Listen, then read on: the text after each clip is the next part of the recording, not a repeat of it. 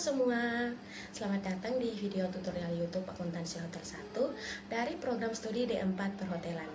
Saya akan menjelaskan materi bab 11 tentang akuntansi untuk persediaan. Materi ini penting untuk memahami pengelolaan aset lancar di industri perhotelan. Yuk kita mulai. Di video ini kita akan membahas pengertian persediaan, jenis-jenisnya di perhotelan, cara pengakuannya, penilaian, metode penentuan harga pokok, sistem pencatatan, dan pentingnya pengelolaan persediaan. Jadi, pada bagian pertama, kita akan membahas tentang apa itu persediaan. Jadi, persediaan adalah aset lancar yang dimiliki hotel untuk 3 tujuan utama. Yang pertama, dijual dalam kegiatan usaha biasa, contohnya seperti makanan dan minuman untuk tamu. Yang kedua, sedang dalam proses produksi, misalnya masakan yang sedang disiapkan. Dan yang ketiga, sebagai bahan baku atau perlengkapan untuk operasional, contohnya seperti sabun atau linen.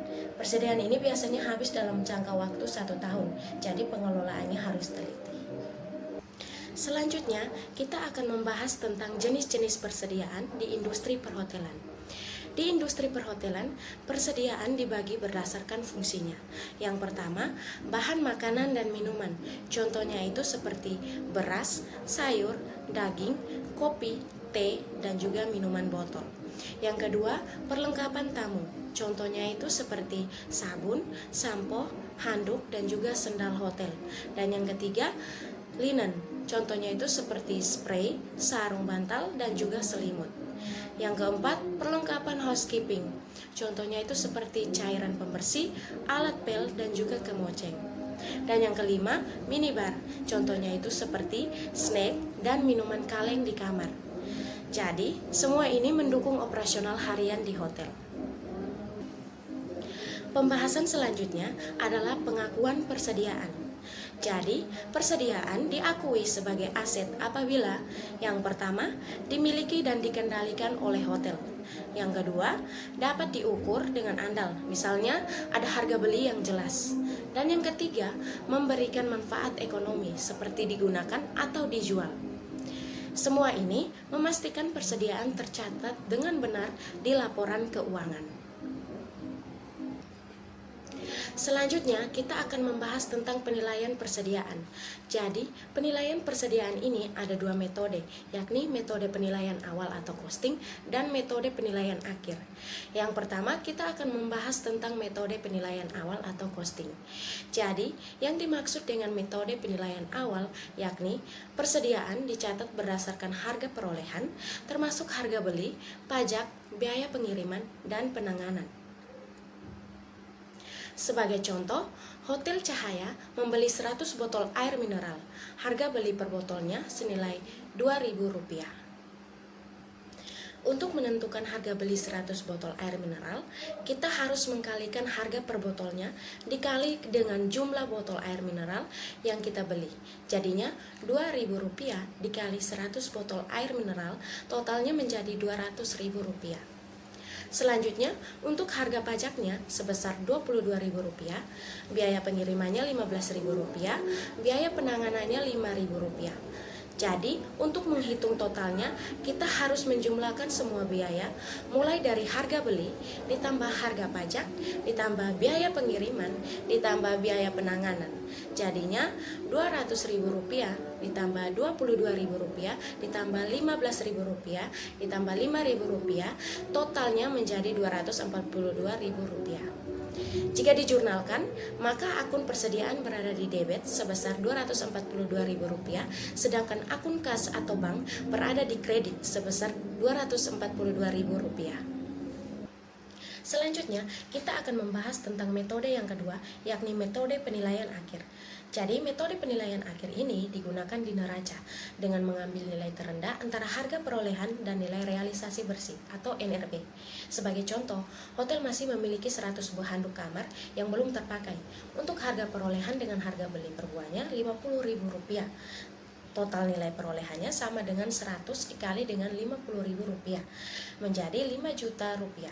Untuk nilai realisasi bersihnya, sebagai contoh, Harga jual handuk di pasar saat ini sebesar Rp48.000 per buah.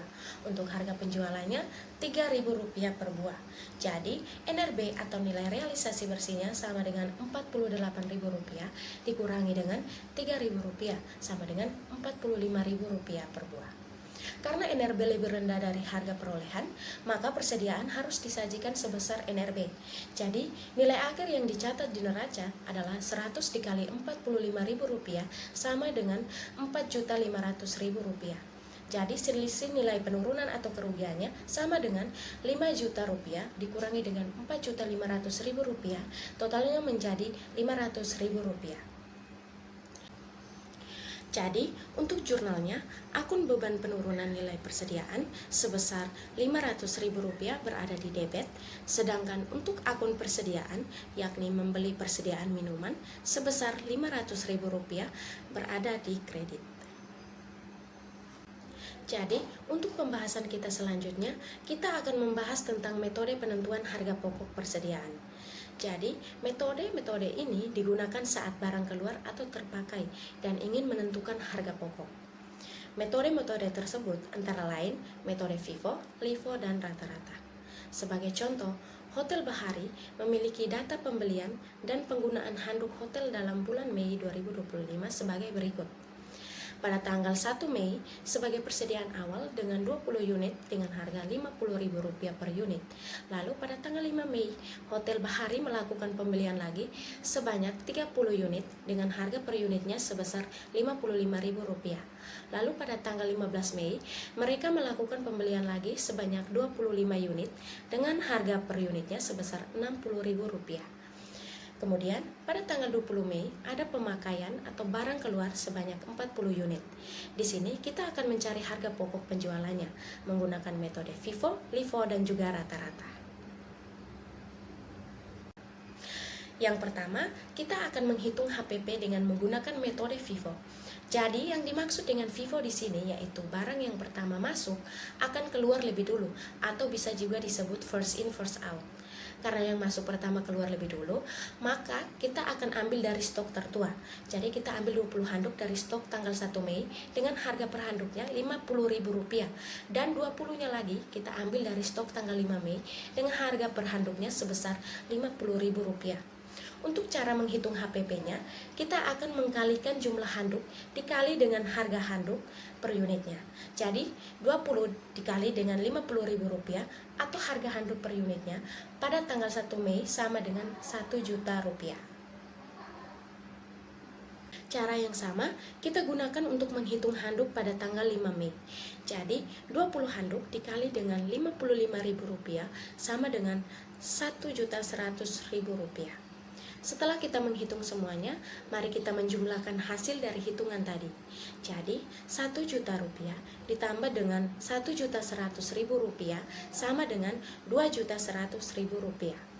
Jadi, HPP sama dengan Rp2.100.000. Jika dijurnalkan, maka akun beban barang operasional sebesar Rp2.100.000 berada di debit dan akun persediaan barang operasional di sini mencatat pemakaian persediaan barang operasional dengan metode FIFO sebesar Rp2.100.000 berada di kredit. Selanjutnya, kita akan menghitung HPP dengan menggunakan metode LIFO. Yang dimaksud dengan LIFO yaitu barang yang masuk terakhir akan keluar lebih dulu atau last in first out. Metode ini tidak umum di Indonesia karena aturan tertentu. Langsung saja kita menghitung HPP-nya.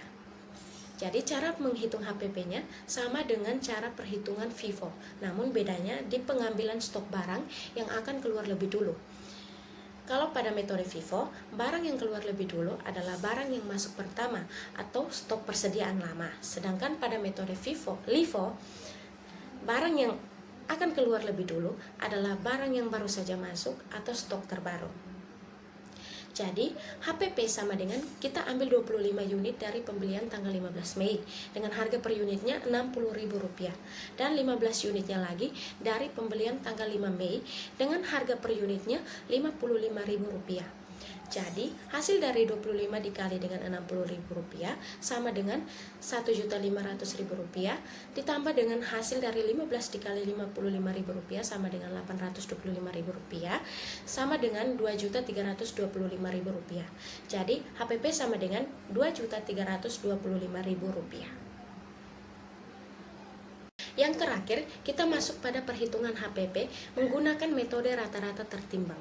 Metode rata-rata tertimbang adalah cara menghitung harga pokok penjualan dan nilai persediaan dengan mengambil rata-rata harga per unit berdasarkan semua stok yang ada, dengan mempertimbangkan jumlah unit dan juga harga masing-masing. Langsung saja kita menghitung HPP-nya. Pertama-tama, kita totalkan dulu semua unit yang masuk. Jadi 20 ditambah 30 ditambah 25 sama dengan 75 unit. Selanjutnya, kita hitung total nilainya dengan menjumlahkan hasil kali dari jumlah unit dikali harga per unitnya. Jadi 20 dikali 50.000 ditambah 30 dikali 55.000 ditambah 25 dikali 60.000 sama dengan 1 juta ditambah 1.650.000 ditambah 1.500.000 sama dengan 4.150.000. Jadi total nilainya adalah Rp4.150.000. Selanjutnya, kita menghitung harga rata-ratanya dengan membagi total nilai dibagi total semua unit yang masuk, yang sebelumnya kita sudah hitung. Jadi, Rp4.150.000 dibagi 75 unit sama dengan Rp55.333. Jadi, HPP sama dengan kita kalikan jumlah barang yang keluar dikali dengan harga rata-ratanya sama dengan 40 dikali Rp55.333 sama dengan Rp2.213.320. Oke, pembahasan mengenai metode penentuan harga pokok persediaan selesai. Selanjutnya, kita akan membahas tentang pencatatan persediaan. Jadi, ada dua sistem pencatatan, yaitu yang pertama, sistem perpetual. Sistem perpetual adalah mencatat persediaan dan HPP setiap transaksi. Sistem ini cocok untuk hotel besar. Dan sistem yang kedua yaitu sistem periodik. Sistem periodik adalah hitung persediaan fisik akhir periode. HPP sama dengan persediaan awal ditambah pembelian dikurangi dengan persediaan akhir. Pilih sistem sesuai kebutuhan operasional. Pembahasan kita yang terakhir adalah pentingnya pengelolaan persediaan.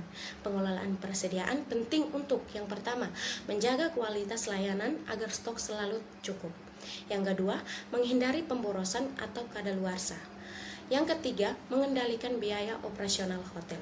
Dengan pengelolaan baik, hotel bisa beroperasi efisien. Nah, itu tadi penjelasan tentang akuntansi persediaan di hotel. Dari pengertian, jenis, pengakuan, penilaian, metode HPP, pencatatan, hingga pentingnya pengelolaan.